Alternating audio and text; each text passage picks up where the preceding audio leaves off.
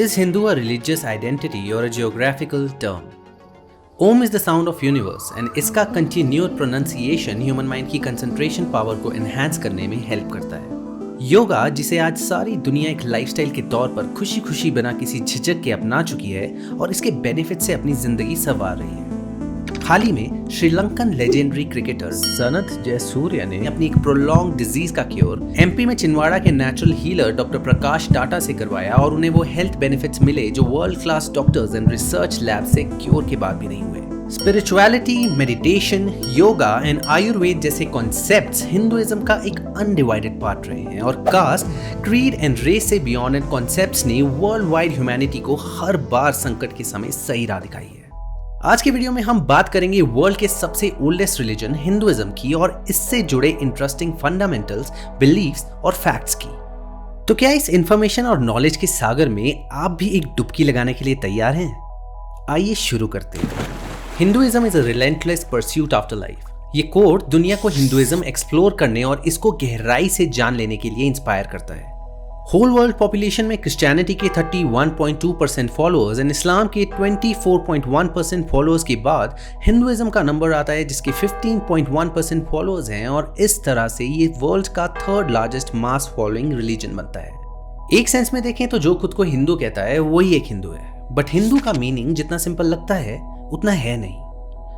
हालांकि over the time Hindu की definition कई बार चेंज हुई है और ये काफी ज्यादा वेरिएबल रही है। लेटली हिंदू और इंडियन दोनों की टर्म्स को एक साथ कई बार इस्तेमाल होते हुए देखा गया है, बट ट्विस्ट की बात यह है कि ये दोनों ही टर्म्स एक दूसरे से काफी ज्यादा अलग हैं और ज्यादातर लोग इसके बारे में जानते तक नहीं। दुनिया की नजरों में इंडिया में रहने वाले लोग ही हिंदू कहे जाते हैं और कई फॉरेनर्स भी कई बार आपको ये कहते हुए नजर आएंगे।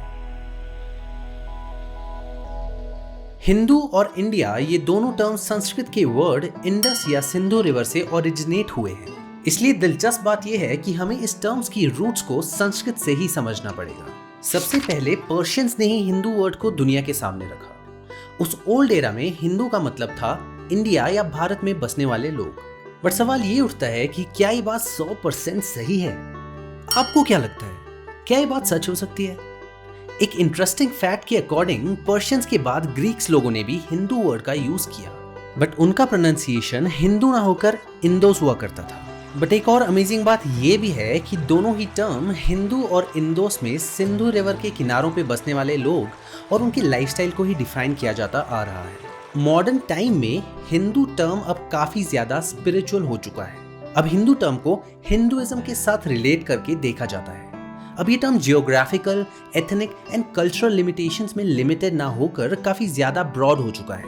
यहाँ तक कि अब हिंदू टर्म में दूसरे धर्मों के लोगों को भी शामिल किया जा रहा है, जिसमें जैन्स और बुद्धिस्ट भी इंक्लूडेड हैं। बट सरप्राइजिंगली आज भी कई वेस्टर्न कल्चर्स में इंडिया और हिंदूज को एक साथ जोड़कर देखा जाता है, जबकि ये दोनों टर्म्स काफी ज्यादा अलग हैं। अब जैन्स, बुद्धिस्ट और सिख्स को भी हिंदू माना जा रहा है क्योंकि इस्लाम और क्रिश्चियनिटी से अलग इन सब धर्मों का ट्रेडिशन हिंदुइज्म से काफी ज्यादा मिलता जुलता है। वैसे कुछ हिस्टोरियंस के अकॉर्डिंग हिंदू टर्म ब्रिटिशर्स के जरिए इंडिया में ज्यादा पॉपुलर हुआ था। हिंदुइज्म में सनातन धर्म को बहुत ही ज्यादा मान्यता दी गई है।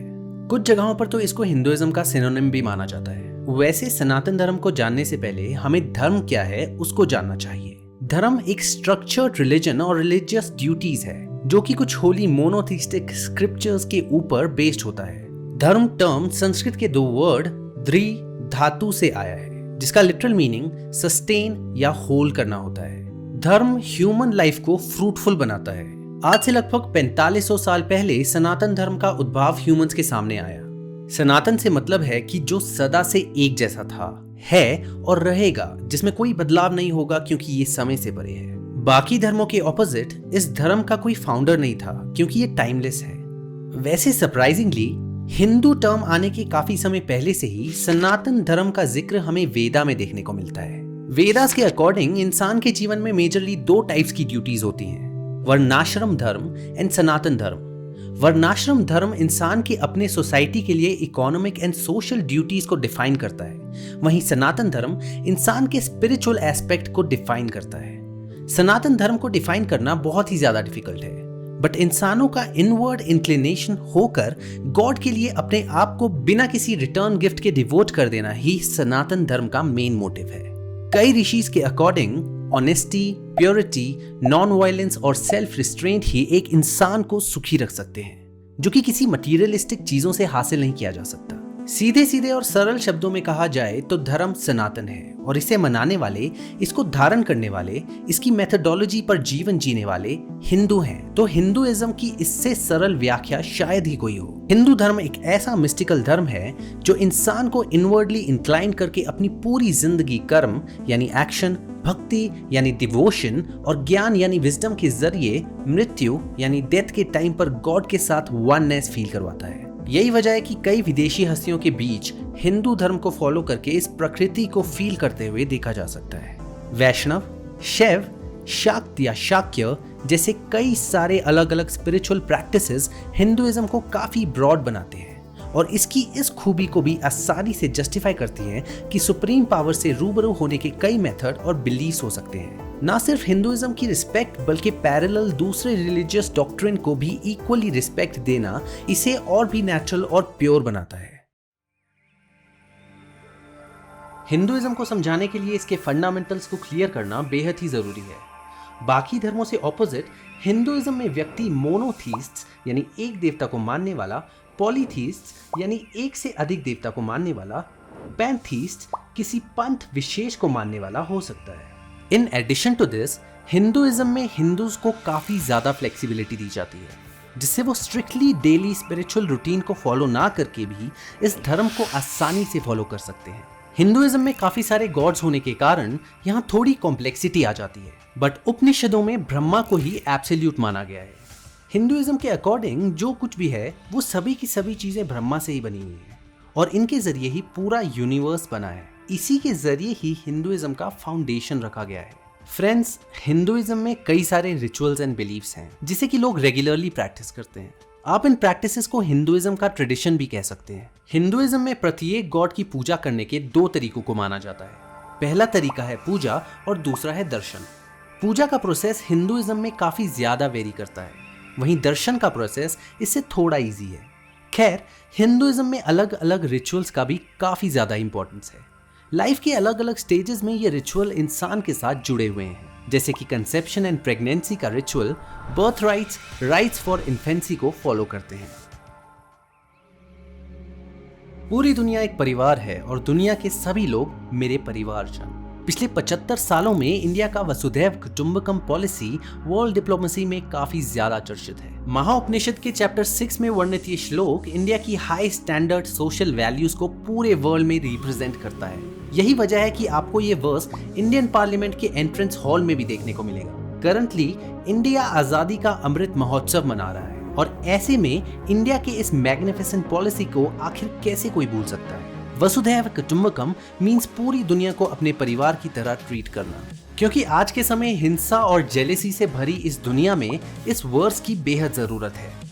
जैन 23, 2018 के वर्ल्ड इकोनॉमिक फोरम में मोदी जी का वसुधैव कुटुंबकम से रिलेटेड स्पीच ये साफ साफ जाहिर करता है कि हमारी इंडियन गवर्नमेंट आखिर कैसे अपने बिलीफ्स और मोटिव्स को सबके हित में रखकर सोच रही है। ऐसा काम दुनिया में इंडिया को छोड़कर शायद ही कोई दूसरा देश करता होगा। मोदी जी ने उस स्पीच में यूनिवर्स के वननेस के होने के बारे में भी बोला। मोदी जी की पूर्णमदः पूर्णमिदं वाली लाइन, जो कि बृहद्रण्यका उपनिषद से आई है, ये हमारे हिंदुत्व के फंडामेंटल्स क्लैरिटी को काफी अच्छे तरीके से रिप्रेजेंट करता है। स्ट्रॉन्ग कोएग्जिस्टेंस के साथ हम बड़े ही आसानी से दो देशों के बीच लगे वॉर और कॉन्फ्लिक्ट्स को मिटाकर भाईचारे के मैसेज को स्प्रेड कर सकते हैं।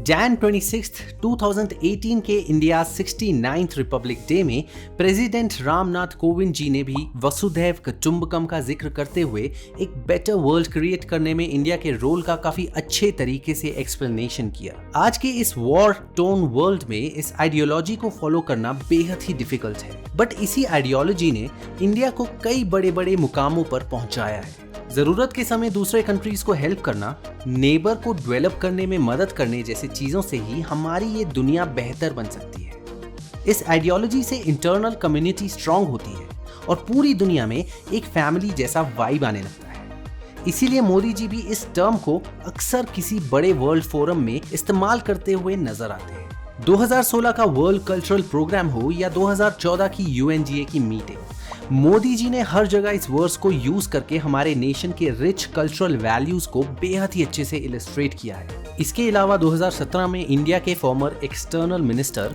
सुषमा स्वराज जी ने भी वन वर्ल्ड वन फैमिली का जिक्र करते हुए इस age old but still pure gold वाले आइडियोलॉजी को काफी ज्यादा एडमायर किया था। Indian technical and economic cooperation programme के जरिए 1964 से 161 देशों के लगभग 2 लाख से ज्यादा लोगों को इंडिया ने नौकरी दी है। इसके अलावा Indian council of cultural relations award scholarship के तहत 140 देशों से हर साल 3,940 स्टूडेंट्स को इंडिया स्कॉलरशिप भी देता है। तो आप अब अंदाजा लगा सकते हैं कि इंडिया की वसुधैव कुटुंबकम वाली पॉलिसी सिर्फ थ्योरी में ही नहीं बल्कि प्रैक्टिकली भी कितनी कामयाब है। एक नए वर्ल्ड ऑर्डर को सेट करने में ये पॉलिसी इंडिया को दुनिया में एक मेजर प्लेयर बनाती है।